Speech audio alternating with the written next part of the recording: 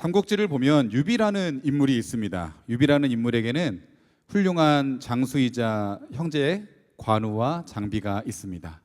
유비에게는 출중한 장수들은 있었지만 안타깝게도 훌륭한 지략가, 책사가 없었습니다. 그래서 기반을 다지는 데 있어서 굉장히 어려움을 겪고 있었습니다. 어느 날 쫓기고 쫓겨 형주라는 지방에 이르러서 조조와 싸움을 하게 되었는데 그때 서서라는 책사, 지략가를 만나게 됩니다. 그의 지략으로 인하여 조조군을 물리치지만 안타깝게도 조조의 책략에 의하여 어머니를 통하여 서서를 자기의 편으로 만들게 되고 유비는 다시 이 군사, 지략가를 잃어버리게 됩니다. 근데 이때 서서가 자리를 떠나며 유비에게 이렇게 말합니다. 가까운 지방 근처에 제갈량이라는 사람이 있는데 그는 나보다 더 뛰어난 사람이니 그를 찾아가 당신의 사람으로 만드십시오. 유비는 제갈량을 얻기 위하여 채비를 하여 제갈량의 집에 방문하게 됩니다. 그런데 안타깝게도 제갈량은 집에 있지 않았고 해서 만나지 못하고 발걸음을 돌이키게 됩니다. 한 번으로 만나지 못한 것이 아쉬워 이번에는 자신의 가장 가까운 형제인 관우와 장비를 데리고 다시 한번 제갈량의 집에 방문합니다. 그런데 어찌된 일인지 온다는 소식을 알았음에도 불구하고 제갈량은 집에 있지 않고 만나지를 못하게 됩니다.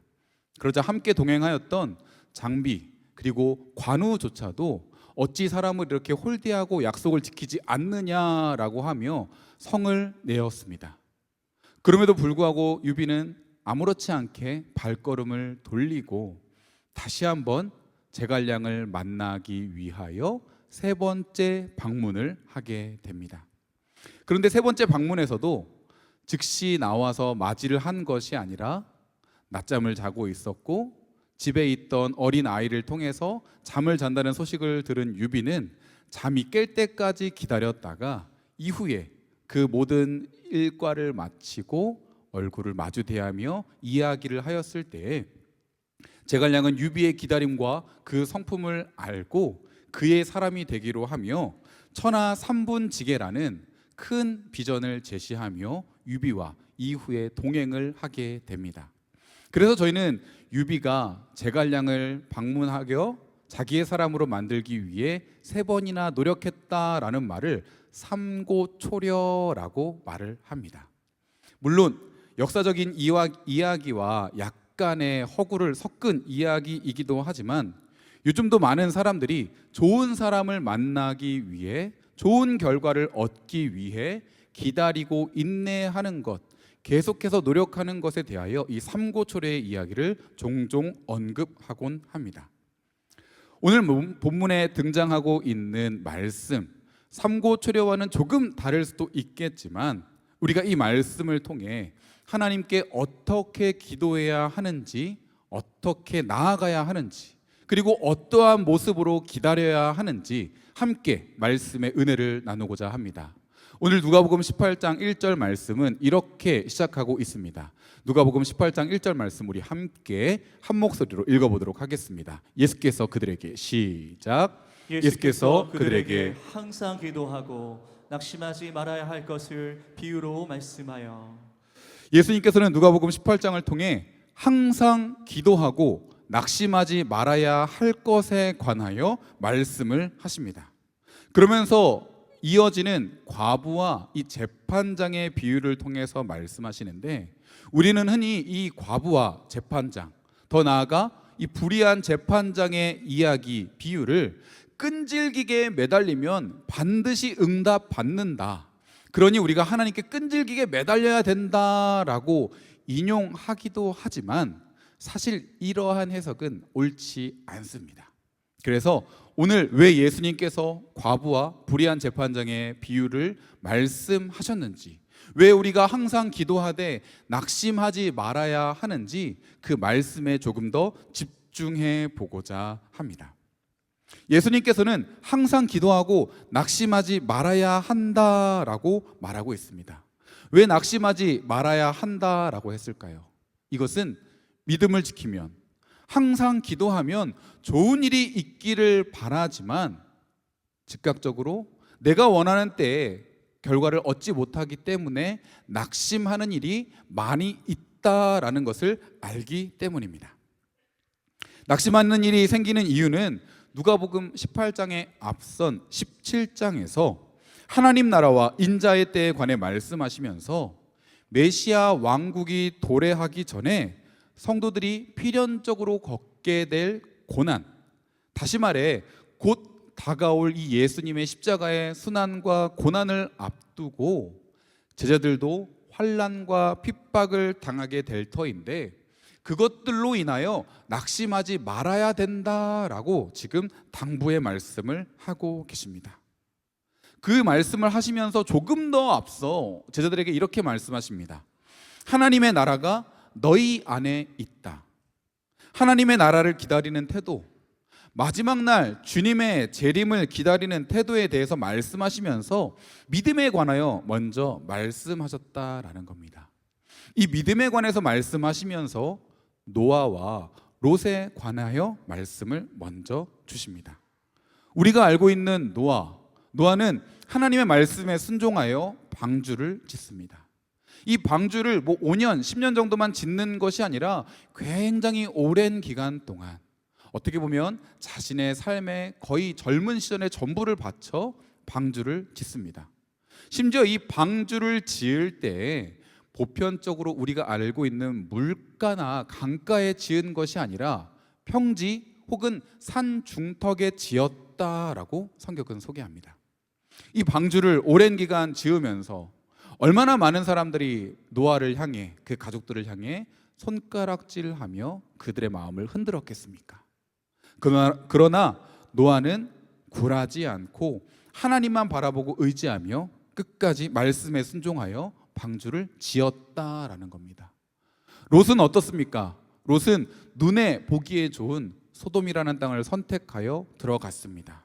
하지만 겉으로 보기에는 눈에 보기에는 좋았을 뿐 그 땅에는 악이 가득하였던 것입니다. 그로 말미암아 하나님께서 소돔과 고모라를 심판하십니다.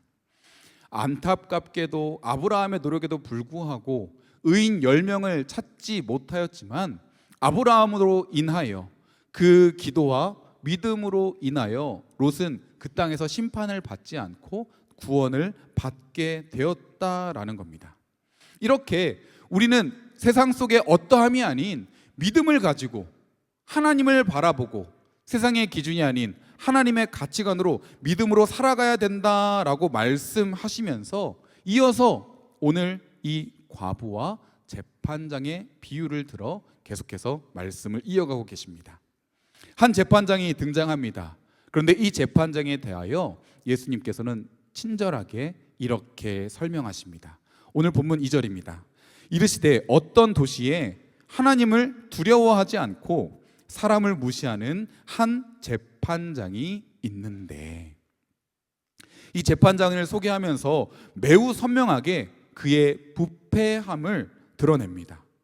가장 먼저는 하나님과의 관계에 있어서 하나님을 두려워하지 않는 사람이었다라고 말합니다. 재판장이 하나님을 경외하지도 존경하지도 두려워하지도 않았으며 이것은 그냥 일시적인 것이 아니라 그냥 늘상 하나님에 대하여 무시하는 사람이었다라는 것입니다. 그리고 이러한 무시는 결국 하나님의 심판조차도 대수롭게 여기지 않는 사람이었음을 소개합니다. 물론 시대적 상황을 볼 때 당시 이스라엘은, 유대인들은 로마의 통치를 받고 있었습니다. 로마의 통치를 받고 있었기 때문에 아무래도 로마에서 파견된 관리가, 이 지방장이 이 도시를 다스리고 있었을 가능성이 크다라는 겁니다. 로마인이었기 때문에 그가 섬기는 또 다른 신이 있었을 것이고, 심지어 자신의 신이 더 강하고 높기에 유대인들이 섬기는 신은 약할 것이다 라는 전제를 가지고 있었으며, 그로 말미암아 하나님을 두려워하지도 않고 유대인을 내가 군림하고 통치하고 있기 때문에 그들을 대수롭지 않게 여기는 일은 어찌 보면 당연한 전제 조건이었을지도 모르겠습니다. 이 재판장에게 있어서 모두가 그런 것은 아니었겠지만 자신의 지위와 안위가 중요하지 유대인을 돌보거나 사회적으로 초라한 신분이었던 이 과부를 바라보는 시선은 결코 만만치 않았을 것이라는 겁니다. 이 재판장에 대하여 예수님께서는 불의한 재판장, 그는 사람을 무시하고 자신의 권세만 믿고 안하무인격으로 대하며 심지어는 자신의 업무조차도 성실히 수행하지 않았던 말 그대로 불의한 사람이었을 것이다 라고 우리는 생각할 수 있습니다. 이런 상황 속에서 한 과부가 등장을 합니다. 이 과부는 불의한 재판장이 다스리고 있는 도시에 살고 있었으나 그는 힘이 없는 연약한 존재입니다. 구약 시대에도 그러하였고 신약 시대에도 그러하였듯이 과부는 힘이 없고 불쌍한 존재로 여겨지는 소외된 계층의 한 사람이었다라는 겁니다. 이런 연약한 소외된 계층의 과부가 지금 재판장에게 가서 자신의 억울함을 풀어달라라고 호소하고 있습니다. 이것이 한 번이 아니라 성경에 보면 자주 재판장에게 가서 자신의 억울함을 호소했다라고 기록하고 있습니다. 이를 잘 반영해 주는 성경이 누가복음 18장 3절인데요. 저희가 읽고 있는 성경이 아닌 이 공동 세번역 번역전으로 함께 읽어보도록 하겠습니다. 그 도시에는 시작. 그 도시에는 어떤 과부가 있었는데 그 여자는 늘 그를 찾아가서 저에게 억울한 일을 한 사람이 있습니다. 올바른 판결을 내려주십시오 하고 졸라댔다. 이 비유가 궁극적으로 의미하고 있는 것은 기도에 있어서 자신의 한풀이가 중요한 것이 아니라 정당한 공의의 실현을 위해 기도해야 된다라는 점을 볼 때 과부가 재판장에게 막무가내로 나는 그냥 억울하니 나는 연약해서 피해를 받았으니 내 피해를 해결해 주십시오라고 하는 것이 아니라 재판장을 찾아간 이유는 올바르게 자신의 일을 명확하게 해달라고 졸라댔다라는 것입니다. 예수님께서는 유대인들이 하나님 나라에 관하여 또 예수님의 말씀에 대하여 쉽게 이해하도록 하기 위하여 종종 비유를 사용하십니다. 당시 로마 그리고 통치 아래 있었던 나라와 도시의 관리들, 그들은 아마도 수없이 많은 약자들을 무시하며 자신들의 권세만, 자신들의 안위만 챙기기에 급급하였을 것입니다. 그리고 이 과부와 불의한 재판장의 비유를 통해 아마도 많은 유대인들의 공감을 끌어내고 있었을지도 모릅니다. 아마 우리나라 속에서도 지금 우리는 불의한 재판장과 과부의 이야기를 듣지만 우리가 알고 있는 일반적인 역사 속에서도 얼마나 많은 탐관 오리들이 있었습니까? 이런 배경 속에서 불의한 재판장은 가난한 과부를 위하여 자신에게 아무런 이득이 돌아오지 않을 것을 알기에 아무리 억울해도 정당해도 이 업무를 진행하고자 하는 마음이 없었다라는 겁니다. 그러나 그럼에도 불구하고 과부는 끊임없이 계속해서 자주 방문하여 간청합니다. 이 간청이 얼마나 잦았는가? 재판장은 나중에 그 과부의 간청이 괴롭고 번거로웠다라고 말을 합니다. 이 괴로웠다라는 것은 스포츠 용어로서 이 권투 선수가 상대방에게 이 잽을 날리는데 한두 번 정도는 막을 수 있지만 계속 누적이 되면 눈이 아프고 데미지가 쌓여서 작은 잽조차도 큰 고통을 이룰 수 있다라는 말을 의미합니다. 번거롭게 한다라는 것도 마찬가지입니다. 나를 성가시게 하여 나로 하여금 고생하고 근심하게 만들었다라는 의미로 처음에는 거절하였지만 아무런 이득이 되지 않아 거절하였지만 그 간청으로 인해 마음도 괴롭고 심지어 너무나도 자주 방문하기 때문에 이로 인하여 민심이 흔들릴까 마음에 염려가 되었다, 부담이 되었다라고 말하는 것입니다. 결국 과부의 끊임없는 이 귀찮은 요구로부터 벗어나기 위해 마침내 불의한 재판장은 정당한 법 집행 혹은 억울한 과부의 이 방문을 해결하기 위한 것이 아니라 자기 자신을 위하여 그녀의 탄원을 들어주겠다라는 결심을 하였다라는 겁니다. 사랑하는 성도 여러분, 한번 생각해 보십시오. 과부가 억울할 때가 언제이겠습니까?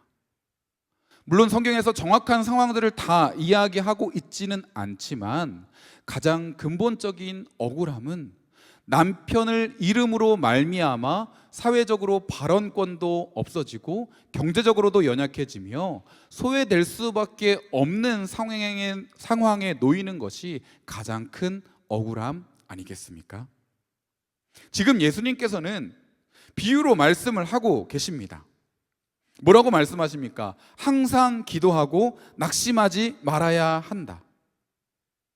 낙심하지 말아야 한다라고 하면서 과부에 대해서 이야기하는데 결국 과부에 관한 이야기만이 아니라 비유로 말씀하시는, 즉 이 비유를 듣고 있는 예수님의 제자들, 예수님을 따르는 무리들, 유대인들, 더 나아가 오늘날을 살아가고 있는 우리들에게 하고 있는 말씀인데 우리에게도 낙심할 때가 온다라는 것입니다. 우리가 낙심할 때가 언제입니까? 내 청혼을 들어주지 않을 때가 아니라 신랑 되신 예수 그리스도를 잃어버릴 때가 온다라는 것입니다.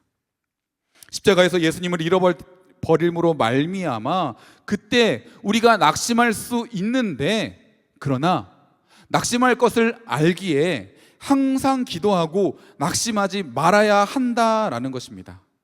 예수님이 안 계심으로, 예수님을 믿는 믿음으로 말미암아 시련과 어려움과 고난을 당하지만 낙심하지 말아야 한다라고 지금 먼저 예수님께서는 말씀하고 계십니다. 왜 우리가 낙심하지 말아야 하는가?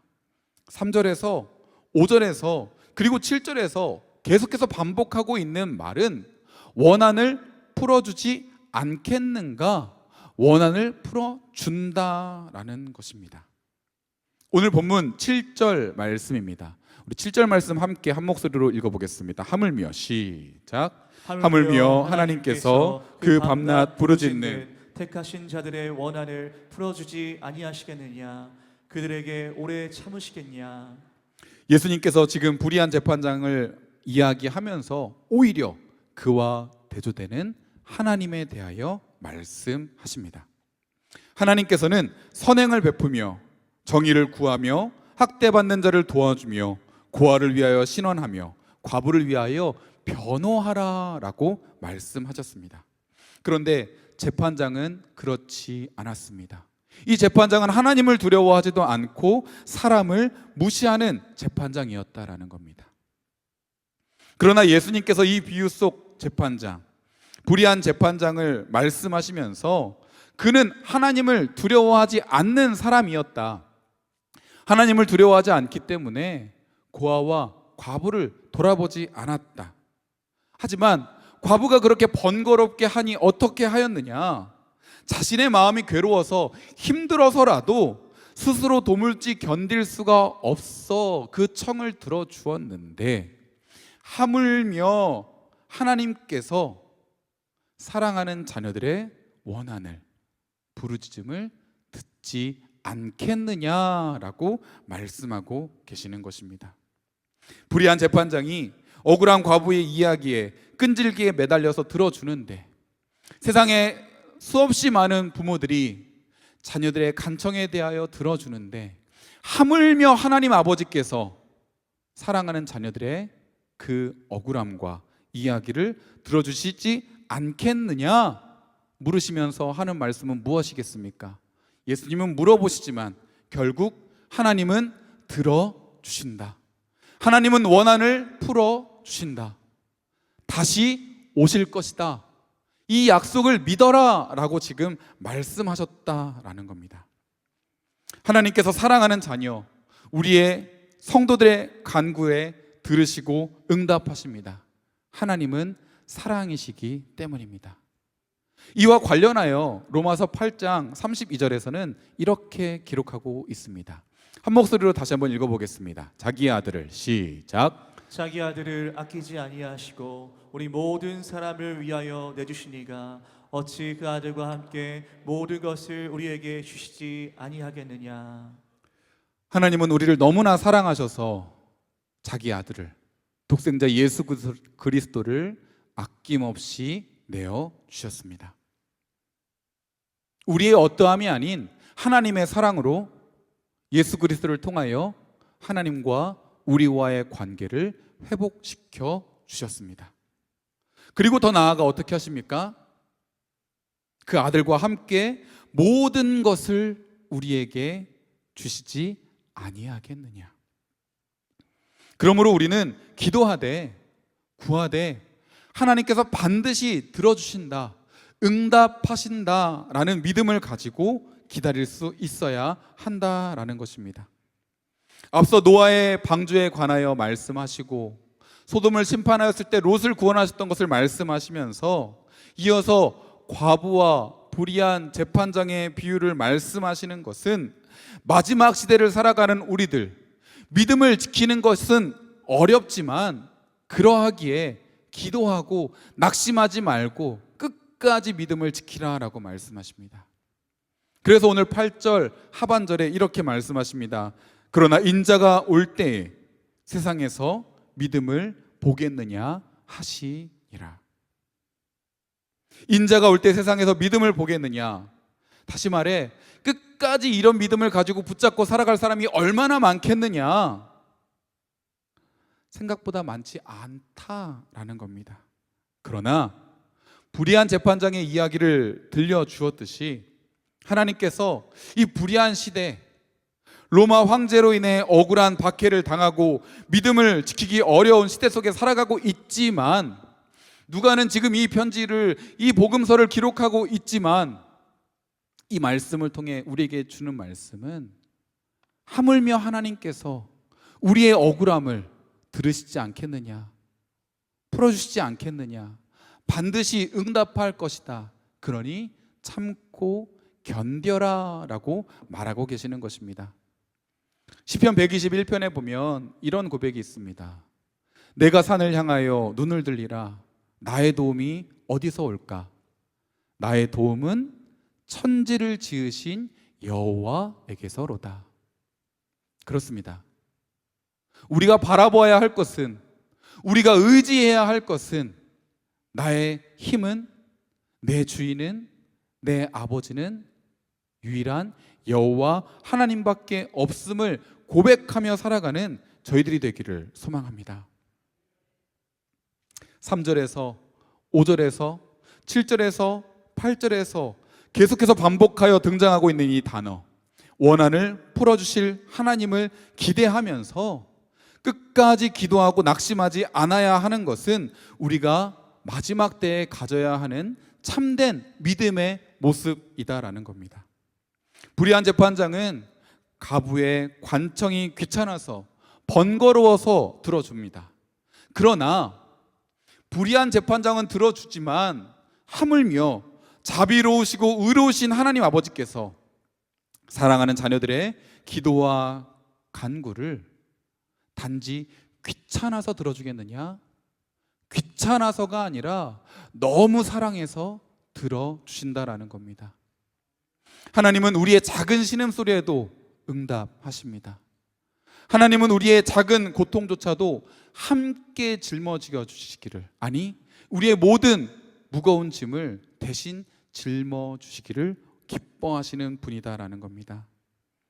그렇기에 어떤 상황 속에서도 이 세상의 어떠한 가치를 쫓아가는 것이 아니라, 주위의 사람들의 어떠한 평가와 평판을 쫓아갈 것이 아니라 신실하신 하나님, 자비로우신 하나님, 공의의 하나님을 바라보고 의지하고 붙잡고 하나님의 사랑과 은혜를 붙잡고 하나님이 기뻐하시는 모습으로 살아갈 수 있는 저희들이 되어야 한다라는 것입니다. 누가는 이 복음서를 기록하면서 예수님의 공생애의 사역을, 그리고 십자가의 고난을, 다시 부활하신 예수님을, 승천하신 예수님을 보았습니다. 그리고 다시 오실 것을 소망하며 기다리고 있었습니다. 믿음의 많은 동역자들도 예수님께서 금방이라도 다시 올 것 같이 최선을 다해 기다리지만, 그들에게 다가온 것은 예수님의 그 어떤 사랑과 은혜가 아닌 세상의 환난과 협박과 고난이었다라는 겁니다. 그러나 끝까지 믿음으로 기도함으로 그 믿음을 지키면, 낙심하지 않고 기도하면 하나님께서 이 나의 억울함을 풀어주실 것이다. 그러니 인내하며 살아가자라고 나누고 있는 것입니다. 사랑하는 성도 여러분, 상반기 사역을 종강하고 저희는 지금 여름 사역에 또다시 집중하고 있습니다. 지난주에 베트남 하노이와 태국 치앙마이 단기 선교를 시작으로 오늘 또 태국 방콕, 말레이시아 빈툴루, 또 청년부들은 코타키나 발루로 사역을 계속해서 이어나갑니다. 선교를 나갈 때마다 늘 감사한 것은 수없이 많이 준비하고 기도하고 계획하고 나아가지만 그 계획은 그저 우리의 계획에 불과하다라는 겁니다. 가장 중요한 것은 우리가 어떻게 준비했다, 우리가 가서 무언가를 하겠다가 중요한 것이 아니라 내 생각, 내 관점은 조금 내려놓고 여전히 그 땅 가운데서도 신실하게 역사하시는 하나님, 내가 바라보지 못한, 내가 계획하지 못한, 내가 꿈꾸지 못한 그 하나님의 놀라운 사역을, 놀라운 은혜를 경험할 수 있게 하시는 은혜가 너무 감사할 뿐입니다. 특별히 또 더 감사한 것은 이 여름 선교 사역을 위해, 또 교육부서 여름 캠프와 수련회 사역을 위해 가는 선교사들만이 중요한 것이 아니라 온 성도들이 함께 보내는 선교사로 마음을 모아 기도하며 동참할 수 있는 것이 더 큰 은혜가 아닌가 생각이 됩니다. 선교사님들은 수없이 많은 눈물로 그 땅에 복음을 전합니다. 전혀 다른 문화와 감정, 때로는 타지인이라는 이유만으로 많은 환난과 핍박을, 어려움을 당하지만 하나님의 사랑으로 인내하며 복음의 씨앗을 뿌릴 때 우리가 원하지 않은, 또 우리가 계획하지 않은, 우리가 바라보지 못한 놀라운 하나님의 선교의 역사가 그 땅 가운데 자리 잡음을 보게 됨을 느끼게 됩니다.